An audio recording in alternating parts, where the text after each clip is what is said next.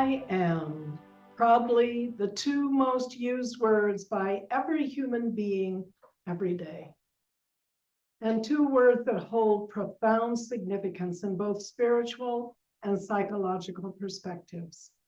And in both of those disciplines, I am is viewed as representing the essence of our existence, our consciousness, and our identity.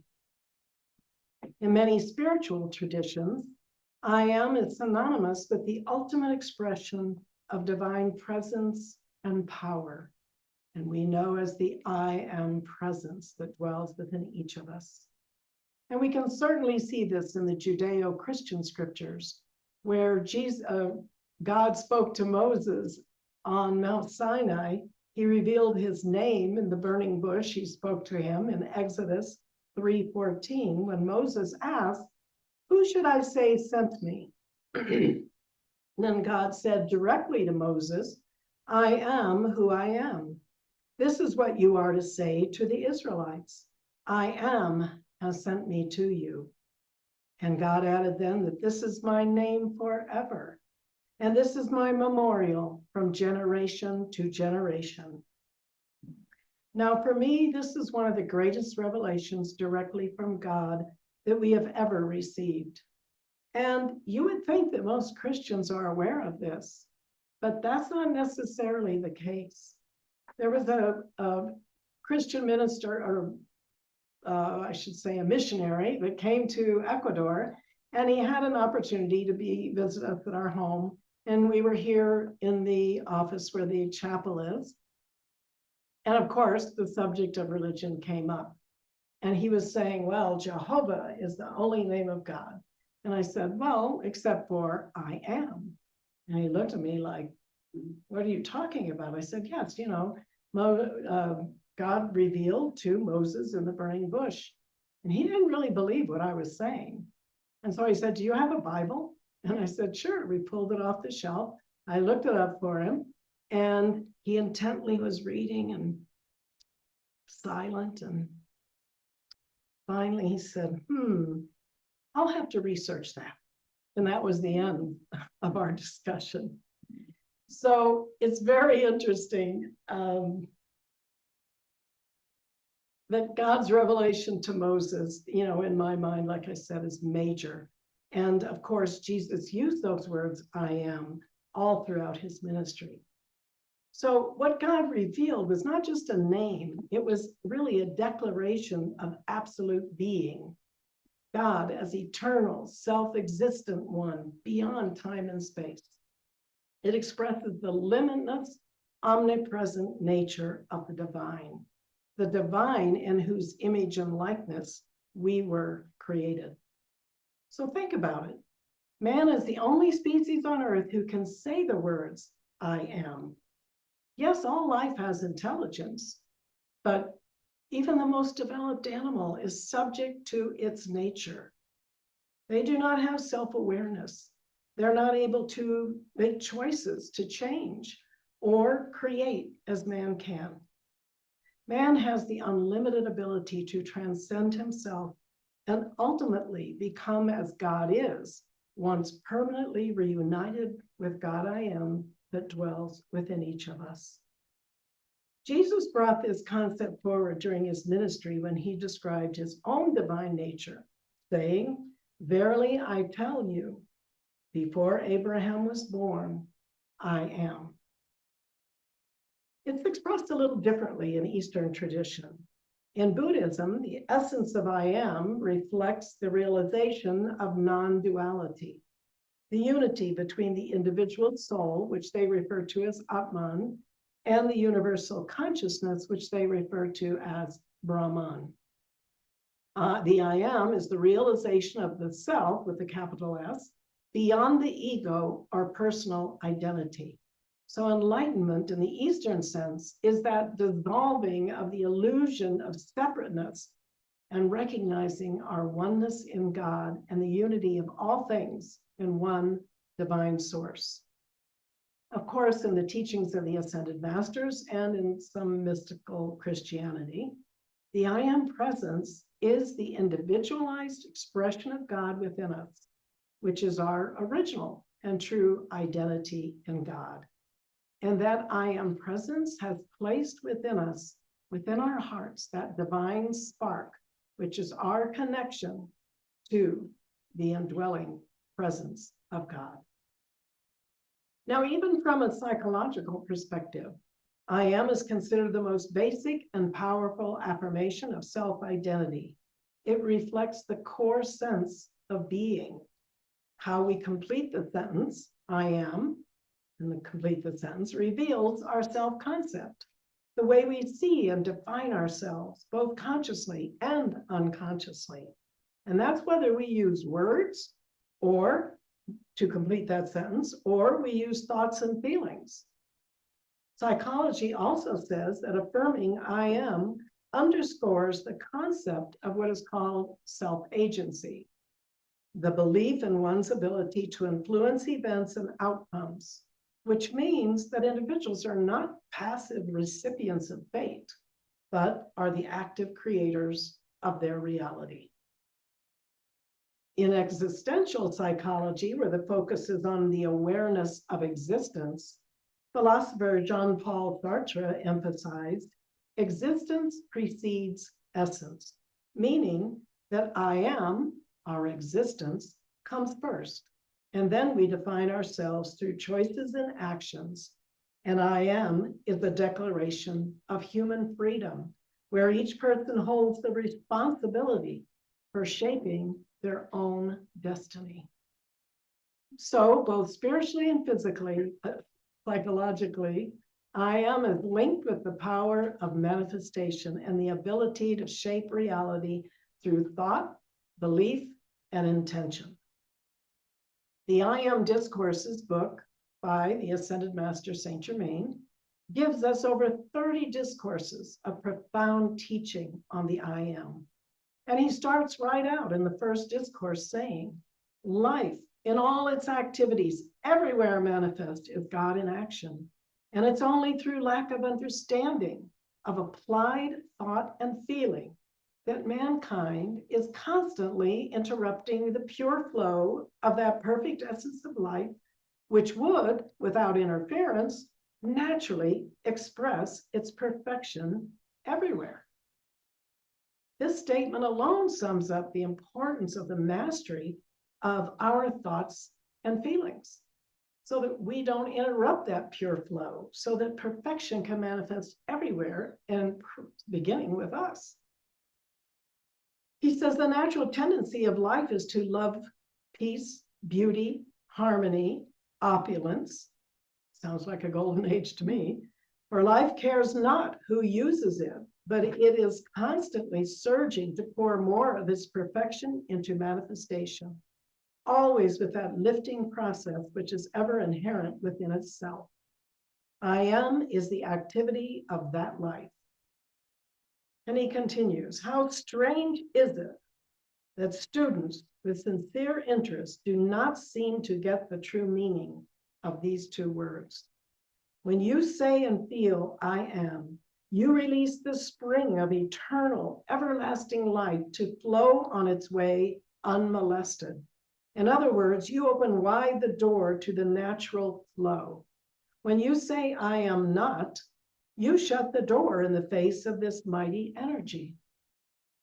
I am is the full activity of God, having placed before you so often the truth of God in action. I wish you to understand its first expression in individualization. And this is a very important point.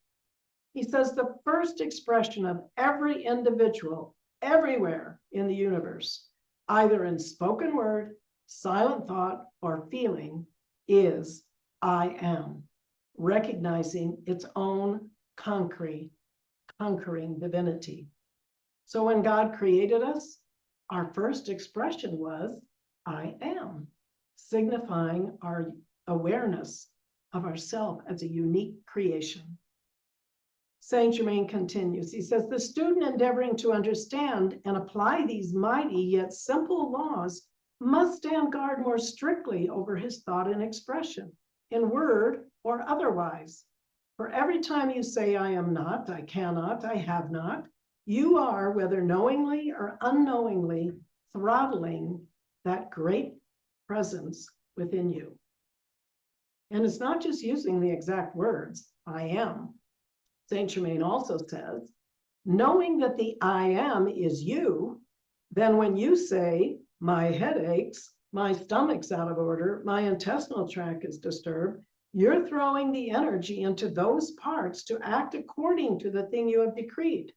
For when you say my, it is the same energy acting, because there's only one person who can say I or my, and that is you, decreeing for your world. He says this is just as tangible as if you placed your hands about the throat of an outer form. In other words, choking someone.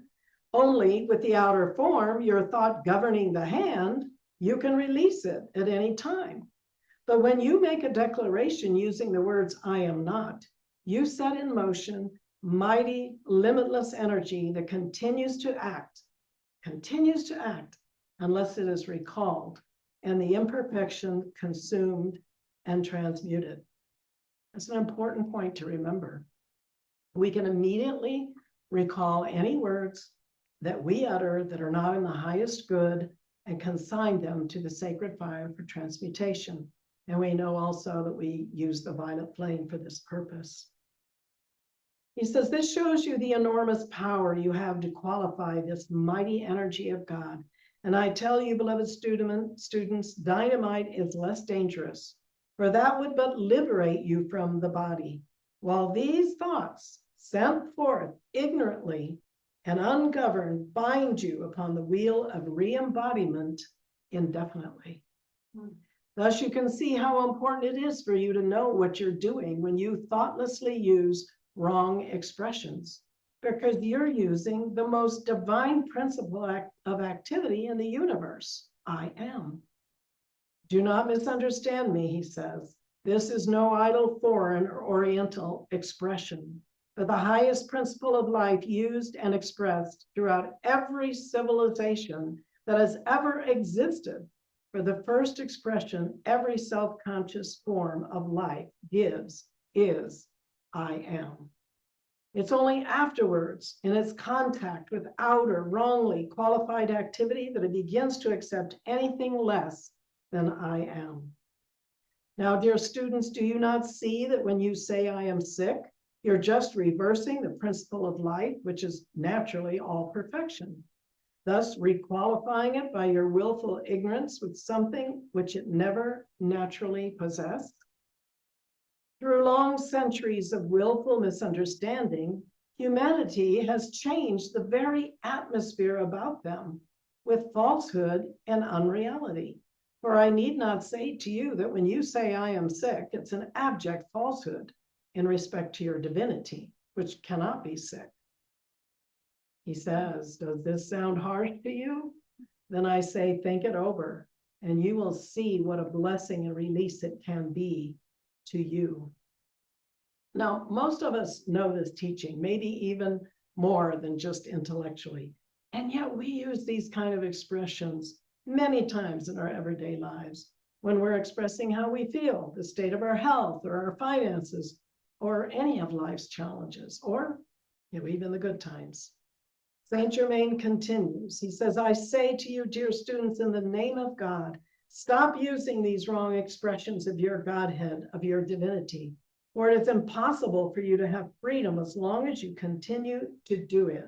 I cannot speak of this to you too often, that when you really recognize and accept the mighty presence of God in you, there are positively no adverse conditions. And this reminds me of a woman that we met when we were traveling in Florida, and we got into a lift to go to the airport, and the driver was a young woman, but a mature woman, and she was in this best, highest version of a BMW. It was amazing. And we got in the car, and I commented, I was up front with her, and the seats were so comfortable. I said, this is really an amazing car. And she said, yes. She said, I have worked very hard. I have saved, and I now have a comfortable vehicle to work in and for my clients. And and as we were driving along, I said, well, as a Lyft driver, do you ever have any negative experiences with people who are, unsafe or whatever? And she says, oh no. She said, I put forth every single day, I speak what I want in my life. And she says, I raise my kids this way. We're very positive. I don't see any of that, and I've never had any problem. It was really quite refreshing to hear. And she said her kids were teenagers, and to hear that she's trained her children as well as herself, it was really, really amazing. Saint Germain continues. He says, stop with capital letters. I say to you, giving power to the outer conditions, persons, places, or things.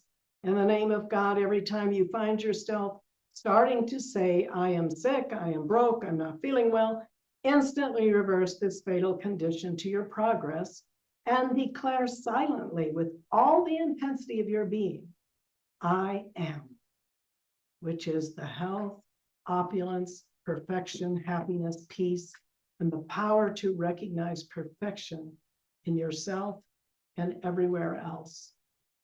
So a simple technique, stop and instantly reverse giving power to outer conditions and declare silently with all intensity, I am, and move into that space. He doesn't say wait until you can decree for several hours, or that you have to give intense fiats out loud. Not that either of those aren't great, but the important thing is to regain your attunement in the moment when you have reversed those intruding thoughts and feelings, by immediately reversing intruding thoughts and feelings and declaring and attuning to I am. And he says, instantly reverse the statement and declare silently with all intensity, I am, to regain your attunement. This is an important key for all of us when we try to retrain our mental and emotional bodies. He continues, when you think of the expression I am, it means that you know you have God in action expressing in your life. Do not let these false expressions continue to govern and limit you. Continually remind yourself by saying this affirmation. I live, move, and have my being and all outer expression in the full opulence of God made manifest everywhere, every moment. And thus, reminding yourself of this invincible, unconquerable presence, you keep the door open for its pure, invincible essence and intelligence to weave into your outer expression that wondrous perfection. I plead with you, dear ones, everywhere. Do not continue to use these wrong expressions that in some hocus pocus way you may slide past reaping the result. It simply cannot be done. Tall order. So we have to ask, how practical is this in daily life? How do we communicate with each other, especially with our family or friends, business associate, about what's happening with us? How do we express ourselves in everyday communications without affirming negative conditions that we may be experiencing? And on the other hand, you don't want to sound like an impractical Pollyanna that denies the reality that is manifesting in the moment. Now, Saint Germain is not telling us to ignore the reality that is being presented to us, because he also says the Western world likes to fool itself with the idea that it refuses to accept the ancient and Eastern idea of sorcery. In other words, the misuse of spiritual powers. The worst kind of sorcery is being used in the political fields today that has ever been known in the history of mankind, through the use of mental power wrongly qualified. I think these words could not be more true than they are today. Between the media, the pundits, artificial intelligence, we can barely know what is true and real. But Saint Germain gives us a formula for transforming our political world. Here is the simple, but not easy, formula. He says if this same tremendous mental force were used in just the reverse way, to know that there's only God in action in every individual fulfilling official places, The sender of that truth, that quality or truth, would not only be free himself, but the political world would be filled with freedom and justice. Then we would experience a natural world, a world of God in action, everywhere present. Take an assessment right now of your own consciousness.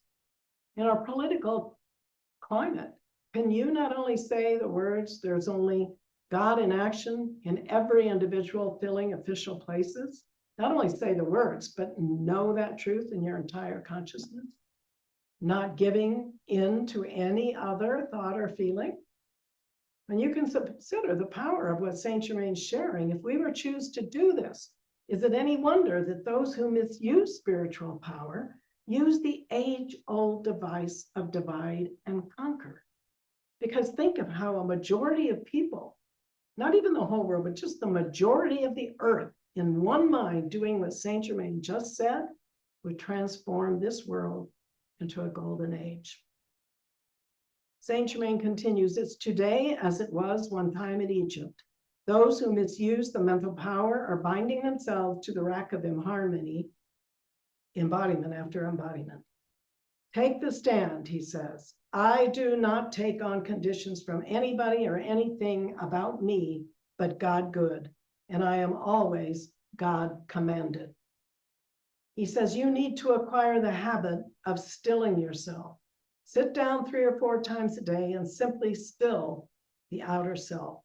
This will let the energy be supplied. Another key, we can get so caught up in doing that we forget to make that quick attunement to the I am. He continues, learn to command and control the energy in your body. If you want energy still, be still. If you want energy active, be active. You must stand up, face the thing, and rise above it. There is no other way. This also reminds me of a quick thing. In the 1980s, I was in charge of a team for book sales, traveling around in California, actually, for the Summit Lighthouse. And one of the women assigned to my team could not sit still. She had to be doing exercise, doing this, doing that. It was just physically, constantly. And it just kept the energy moving, and you could never really find peace or calm in what you were doing. Now, all of this may seem like a tall order. We have to control our thoughts, control our emotions. We have to speak differently, while at the same time not denying negative conditions exist. So how do we do that? Well, the good news is we have an example of how it is done. Jesus spoke the words, I am the resurrection and the life. Now, for him, these were more than just an affirmation of something he hoped to become if you say it enough times. He lived in that reality right while he was in physical embodiment. He gave none of his thought or emotional energy to the outer conditions he was going through. So when he faced the crucifixion, he demonstrated the mental emotional control that Saint Germain is telling us we need to master. Jesus was unjustly condemned and taken into custody, which for most of us, when it meant our life was on the line, would be the very first thing where we would potentially engage with outer circumstances. But beyond being unjustly sentenced to death, Jesus was mocked and a crown of thorns piercing his head, then publicly being dragged through the town carrying a heavy cross, publicly stripped of his clothes and then crucified on that cross. During all of that, do you think he was thinking about his humiliation? Oh, I'm supposed to be the Son of God, and here I am naked and suffering in front of my followers, soon to meet my end. Or was he still living in the reality that I am the resurrection and the life, never letting his mind focus on the outer circumstances that he was experiencing, even though he was going through them in a very physical way? Could he have resurrected 3 days later after being murdered and dead in the tomb if for one moment he accepted what the people around him accepted, that what was happening in the outer as reality?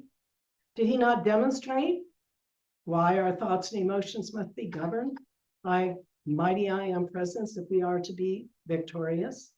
Did he not show us how to overcome the victim consciousness of being controlled by outer circumstances, people, and events? Exactly what Saint Germain is talking about. And the victim consciousness that is prevalent in our world today. How many times do we give power to things outside ourselves by acknowledging their power over us, whether in small or great ways? Things to definitely contemplate.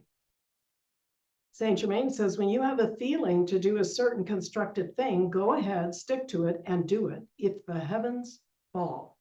Whether the manifestation comes now or not, should not enter into your consciousness at all. Exactly what we just described, that Jesus manifested. He says, even when students only know a thing intellectually, they should not allow the mind to keep recalling wrong conditions when they know what this activity does to their success. It is unbelievable that people will not conquer this enemy in their consciousness.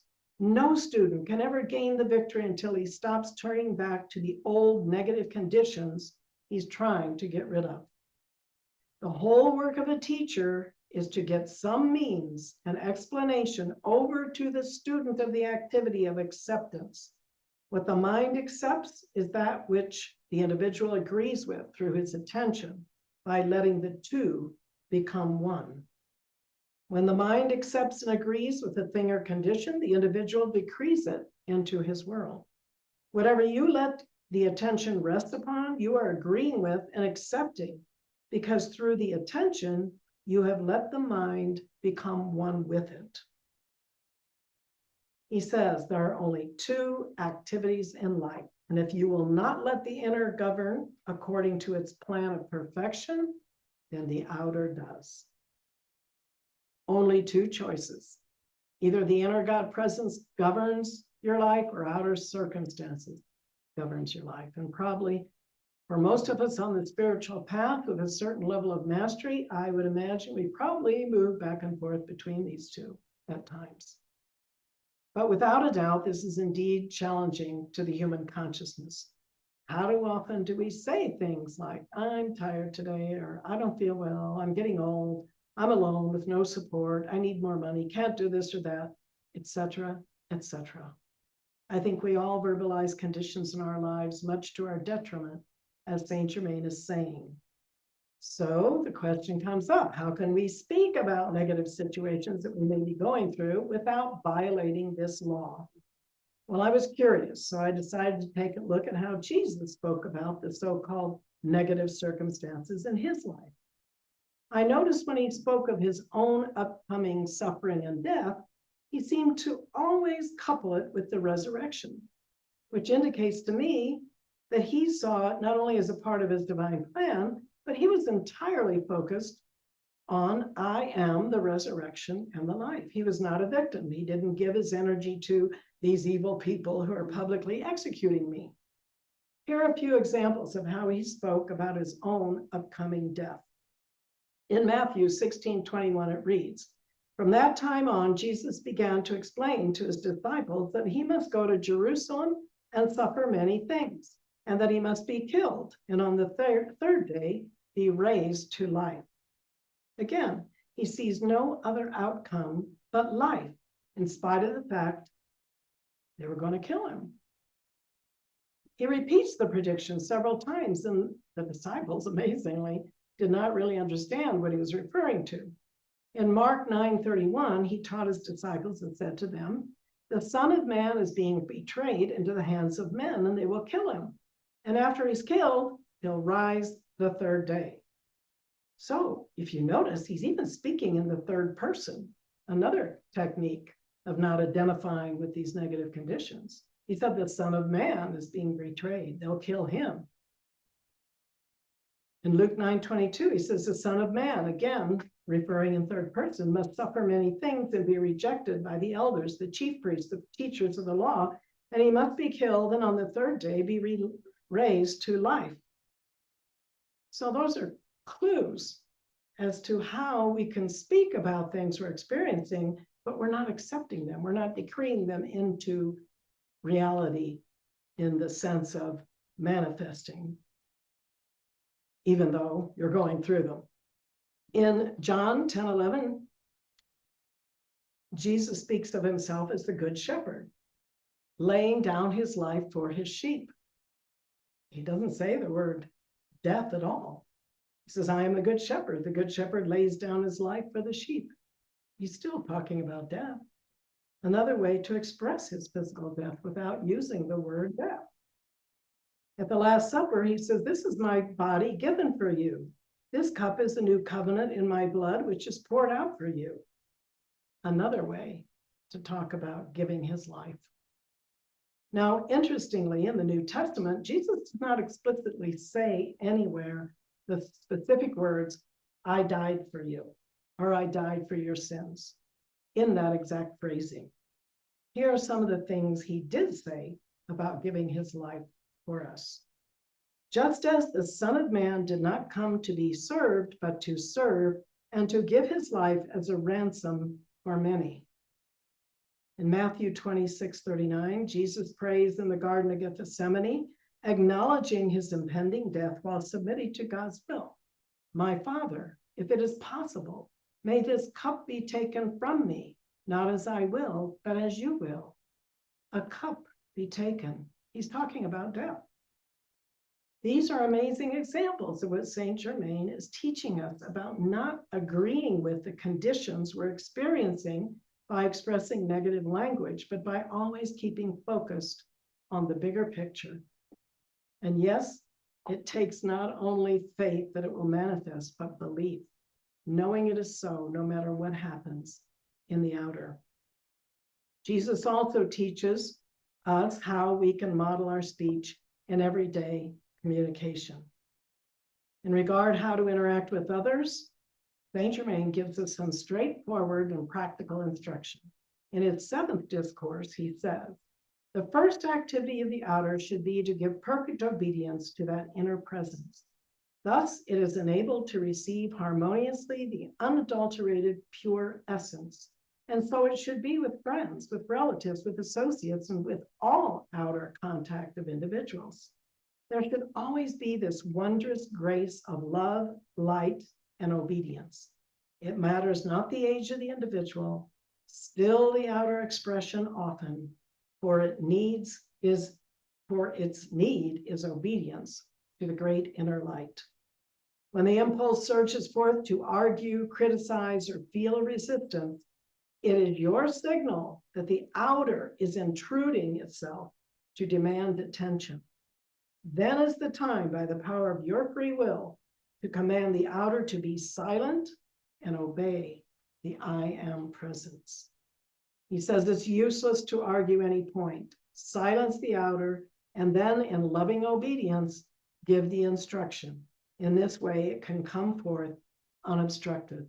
So in other words, do not react, just silence the outer and act then, allowing the energy of your God presence to flow through you.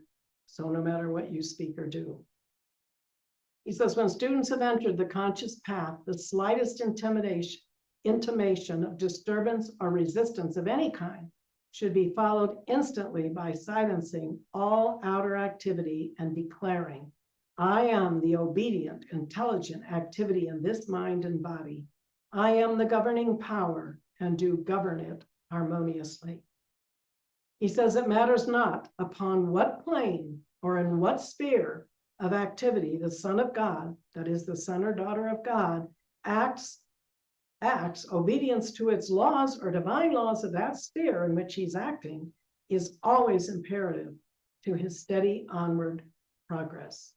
So we are in the physical sphere, we're in physical embodiment, so we must be obedient to the divine laws of this sphere where we are acting. And Saint Germain is teaching us those laws. He continues, there's only one thing in the universe, only one thing that can surround you with limitation, and that is accepting the outer appearance instead of the mighty active presence of God in you. If one will buckle down to brass tacks and call on the law of forgiveness, he can consume all past creations in the consuming flame and be free. You must be conscious that the flame is the active presence of God doing the consuming. The freedom of God is here in action. A lot of teaching from our beloved Saint Germain and the demonstration of Jesus' life. Let us take away from this profound teaching from beloved Saint Germain something that was triggered within you when you heard this teaching, something maybe you want to overcome. So just one thing, something you want to be on guard, not forget. If you start with just everything, controlling every thought, everything, it could be overwhelming. Start with one thing and master it and be right with it, and then continue. So for this personal commitment, just stick with it and find how you actually can learn, each one of us, to control our mind and our emotions. O mighty I am presence of all life, thou that life that beats our hearts, hold us in your embrace, O God. Give us the grace and strength to maintain our oneness with you. Bless every child of God, every son and daughter of God on this earth. Bless our nation, America, and all nations of the world. Deliver us from all evil and bring this planet back into your divine order. Beloved Jesus, beloved Saint Germain, we are so grateful for this precious teaching and for your examples of lives lived to the glory of God. Teach us and help us to do likewise. In the name of the Father, the Mother, the Son, and the Holy Spirit. Amen.